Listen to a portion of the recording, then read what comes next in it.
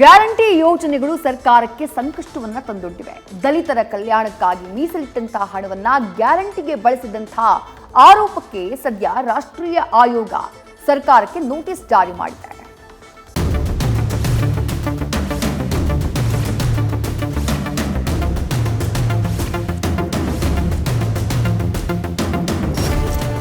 ಪಂಚ ಗ್ಯಾರಂಟಿಗಳು ರಾಜ್ಯದಲ್ಲಿ ಕಾಂಗ್ರೆಸ್ ಅಧಿಕಾರಕ್ಕೆ ಬರಲು ಪ್ರಮುಖ ಕಾರಣ.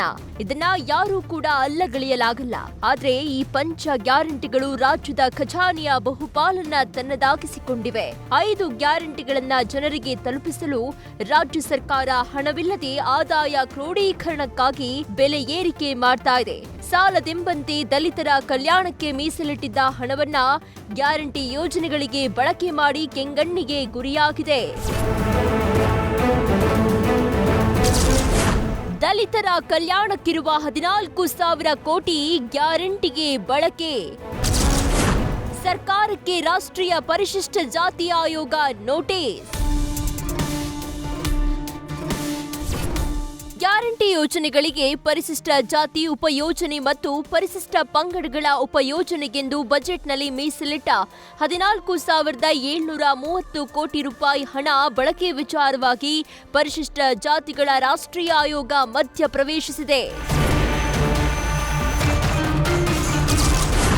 ಎಸ್ಸಿಪಿ ಮತ್ತು ಟಿಎಸ್ಪಿ ಅನುದಾನ ಗ್ಯಾರಂಟಿ ಯೋಜನೆಗಳಿಗೆ ಬಳಕೆ ಆರೋಪಕ್ಕೆ ಸಂಬಂಧಿಸಿ ರಾಜ್ಯ ಸರ್ಕಾರಕ್ಕೆ ಕೇಂದ್ರ ಪರಿಶಿಷ್ಟ ಜಾತಿ ಆಯೋಗ ನೋಟಿಸ್ ನೀಡಿದೆ.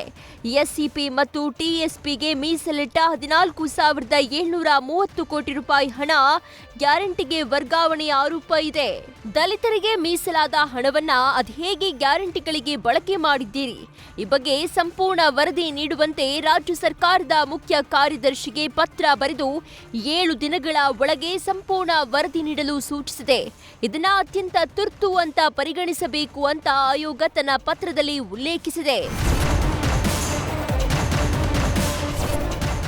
ಇಲ್ಲಿ ಗಮನಿಸಬೇಕಾದ ಅಂಶ ಅಂದ್ರೆ ರಾಷ್ಟ್ರೀಯ ಆಯೋಗ ಸಂವಿಧಾನಿಕ ಸಂಸ್ಥೆಯಾಗಿದ್ದು ಪರಿಶಿಷ್ಟ ಜಾತಿಗಳ ಅಭಿವೃದ್ಧಿ ಯೋಜನೆಗಳ ಮೇಲೆ ನಿಗಾ ಇರಿಸಿದೆ. ಎಸ್ಸಿಪಿ ಮತ್ತು ಕೇಂದ್ರ ಸರ್ಕಾರದ ವಿಶೇಷ ನೆರವುಗಳ ಬಳಕೆಯನ್ನ ಪರಿಶೀಲಿಸ್ತಾ ಇದೆ. ಹೀಗಾಗಿ ಆಯೋಗ ಮಾಧ್ಯಮದ ವರದಿ ಆಧರಿಸಿ ನೋಟಿಸ್ ಜಾರಿ ಮಾಡಿ ಸ್ವಯಂ ಪ್ರೇರಿತವಾಗಿ ಪ್ರಕರಣ ಕೈಗೆತ್ತಿಕೊಂಡಿದೆ. Harish, political bureau, news first. News first ನಿರ್ಭೀತಿಯಿಂದ ನಿಮ್ಮ ಪರವಾಗಿ.